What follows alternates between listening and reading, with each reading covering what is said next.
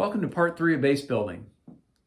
Before we get into the specifics of how to go about building a stronger base, let's review a couple of the reasons why it's important to do so. First, we know that by focusing on aerobic development early in the season, you've set yourself up to continue to improve throughout that season heading towards your goal distance, whether that's middle distance, 10K, half marathon, marathon, or beyond. Building that effective aerobic base is going to help you continue to improve. One of the ways it does that is it increases the strength of tendons, ligaments, bones, and muscles, and allows you to withstand increased stress over the training season. That might come from the standpoint of increased intensity or increased mileage or a little bit of both. But if we can make you stronger and help bulletproof you, you can do more training and stay healthy. It will also increase fuel utilization and the efficiency of movement. Oddly enough, the more you run, the more comfortable you are running, the more efficient you are running. So let's talk about how do we go about increasing your base. One is, I know Coach Obvious here, either run more days or run more on the days that you're running, or both.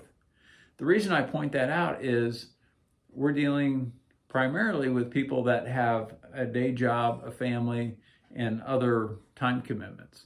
So it's not like you're sitting around wondering what to do with all these empty hours in your day. So if we look at, let's say we want to add 4 more miles to a week, how do we add that? Do we add just another 4-mile run? If so, let's look at the cost of adding a 4-mile run. If it takes you roughly a half hour to run 4 miles, you have the time it takes to get ready to run, changing clothes, whatever it takes to get out the door. The half-hour run, the getting back and doing some stretching, maybe a few exercises, showering, and getting dressed again to get back to work, that might be 90 minutes for a 4-mile run. If you don't have that kind of time, then we're better off adding those miles to existing runs. So that will help us determine how can we maximize this the most. If time is a luxury for you, let's add both. Let's add some days, because as you have found, again, counterintuitively, an easy run rather than a day off often leaves you feeling better for the next harder effort. So if that's a possibility, let's add a couple of days once we've maximized the days that you are running. So we can do both of those. For some people, 6 days might be enough.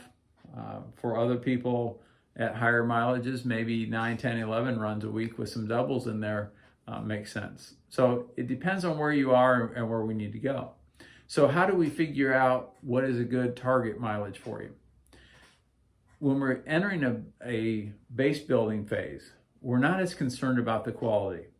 We talked about trying to mix these elements of endurance, stamina, economy, and speed together, and we still want to do that to some degree. But let's say for an 8-week period where we're going to build a base, we're not as interested in those things. We want some of them. We don't want to ignore running fast. We don't want to ignore any kind of increased effort. We want to keep something in there to make the transition back into the harder work easier. But it's not the emphasis. So for an 8-week period, let's minimize those. And let's go into a workout saying, this is the plan, this is what I like to do. But if your legs are telling you, hey, we've increased mileage a lot, we're not quite ready for this workout, that's fine. Let me know, we'll make adjustments as we need to, but the focus is to get the mileage in. So if we do that, now we can go back and look what you've done. And I like to look at, and on Training Peaks, this is easy to see what you've done, what you've averaged for the last 2 years, year, 6 months, 3 months, and last 28 days. So we can look at those and get an idea of where you've been able to, what you've been able to maintain. Now, because we're de-emphasizing some of the quality for a little while, we can probably do more than that. So if somebody's had a strong run of 50-mile weeks, we might be able to do 60, 65 without really any increased effort, because we're dropping some of the quality from the workouts. So we can set a target. You'll know in a week or two if it's something that you can maintain. If you feel like you're losing each day, each time it's time to run a little bit longer, if If you feel like you're not recovering quite as quickly, okay, this is too much. If you're getting into runs and you're expecting to slug through it and you actually feel good and you're surprised how good you feel and how fast you're recovering, all right, maybe we can do a little bit more. Maybe we add a little bit of more quality in there, but at this point, I'd rather add a few more miles and see what we can do. You'll be surprised how good you feel from increased mileage. I was telling somebody this story earlier today. One of the first runners that I coached that was running 80, 90 miles a week was a training partner of mine. And I just thought, well, I'm gonna take care of him today. And he was just getting so strong, I couldn't do it. I was going into these workouts more rested than he was, but he was getting so strong, it didn't matter. So it's an amazing thing when you start increasing mileage and see how good you feel.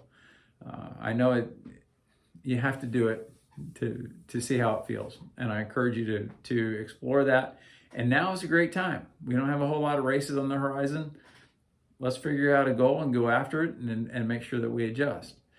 I will give you a word of warning here, and to use Quentin Cassidy's line in Once a Runner about the law could start disclosing embarrassing information like squares with zeros in them, and even a self-made obsessive compulsive couldn't handle that kind of stress. Even if you're not one of those people that counts mileage and is, for lack of a better term, obsessed with mileage, when we set a mileage goal and we say for 8 weeks, let's try to average this per week, let's try to hit this number of miles over this period, you'll start to become that way. And it can make you do stupid things. And we want to make sure that if you're dragging your left leg behind you and you have a 5-mile run to go, don't do the 5-mile run. Let's figure out how to get healthy and get back on track.